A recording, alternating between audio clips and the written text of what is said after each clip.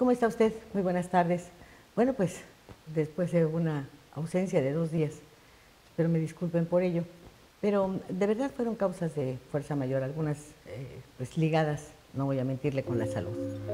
Pero mire, entre los grandes temas nacionales vigentes, algunos de ellos con noticias nada desagradables, ¿sí? Pero apenas convertidas en planes, en proyectos o en órdenes que todavía tardarán algunas semanas en cumplirse, y otras con sorprendente información relacionada pues, con los despojos, con los abusos de autoridades del más alto nivel, coludidas con la iniciativa privada. Nos encontramos estos días, ¿no? Y son sin duda alguna temas para reflexionar, en los cuales pues, encontramos más preguntas que respuestas. Mire, por ejemplo, supimos de la condonación de adeudos por consumo de energía eléctrica a los tabasqueños.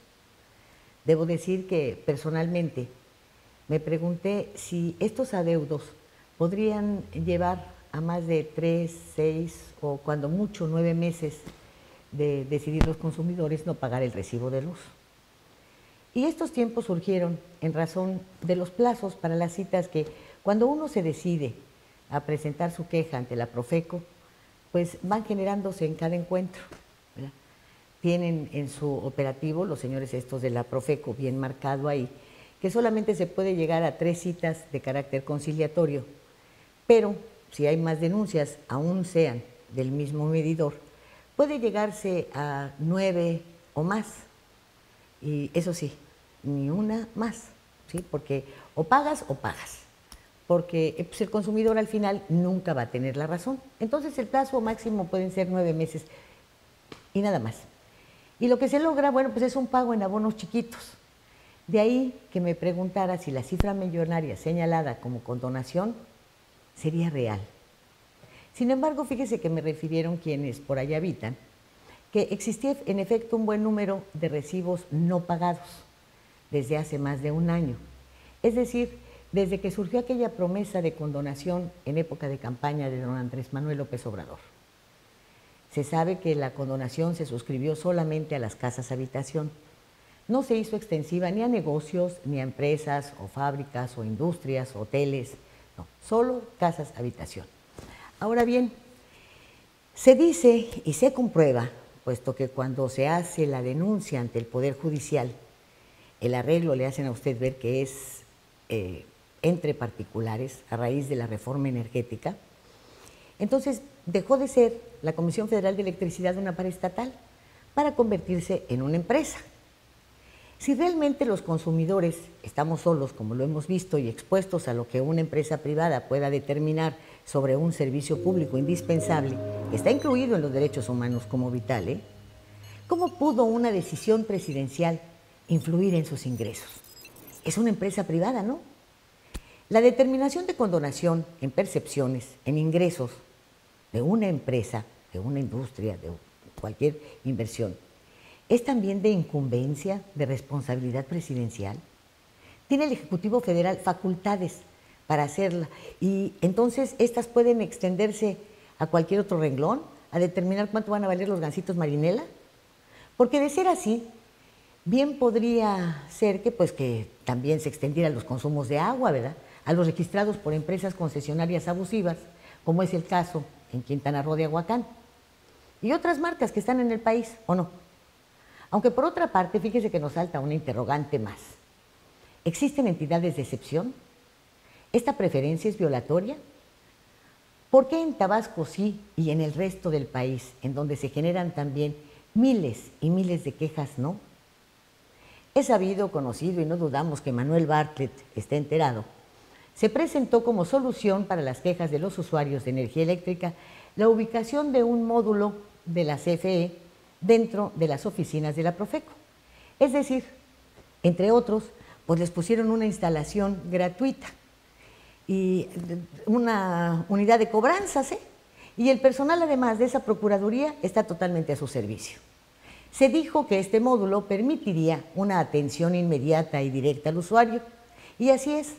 Solamente que no es para atender y resolver las diferencias entre los registros de pagos anteriores o para levantar las quejas, y las cantidades estratosféricas de los nuevos recibos siguen sin alterarse. sino más bien para ofrecerles a cambio de no presentar ninguna queja o denuncia, facilidades para el pago. Ahora bien, si no hubo cortes de energía eléctrica en Tabasco, ¿por qué la Comisión Federal de Electricidad sí los practica en el resto del país?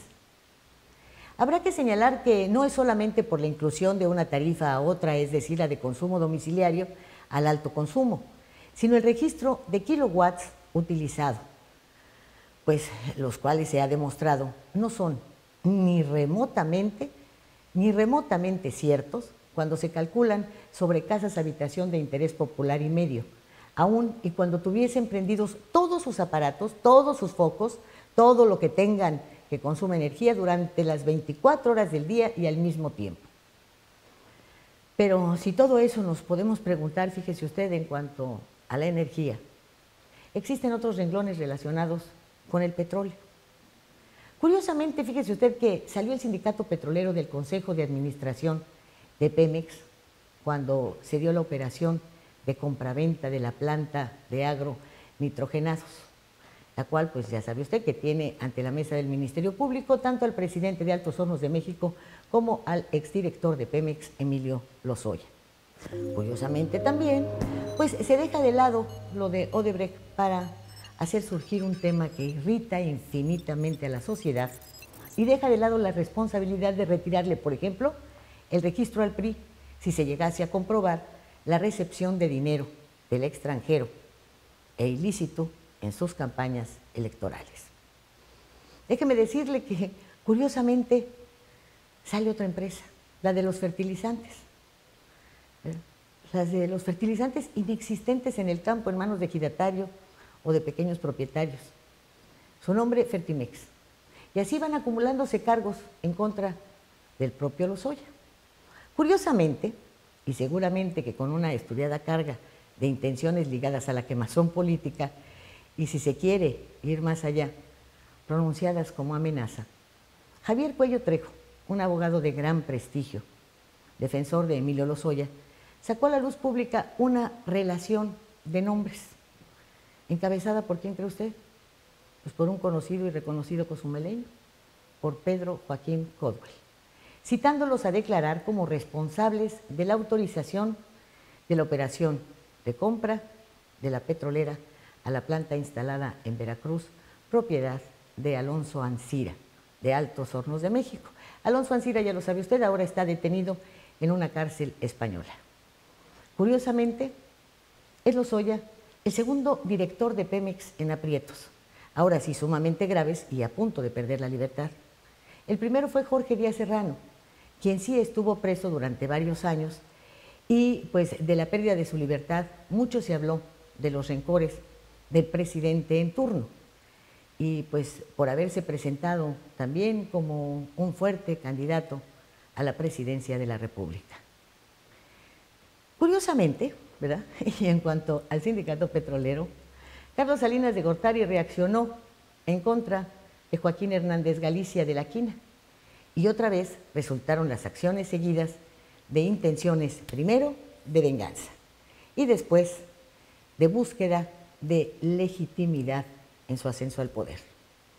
Curiosamente, Andrés Manuel López Obrador ha dicho, y de manera reiterada, relacionado con la mafia del poder, no se busca venganza sino justicia. Y necesidad de legitimación, pues no tiene ni una sola, ¿eh? Así que curiosamente, pues esperaremos el desarrollo de esta trama, en donde se llega a la punta de la pirámide. Y se va cumpliendo la promesa de no permitir que siga vigente esa impunidad que ha logrado cobijar los máximos grados de corrupción. De una corrupción de la cual usted y yo nos sentimos sumamente avergonzados. Muchas gracias. Hasta mañana.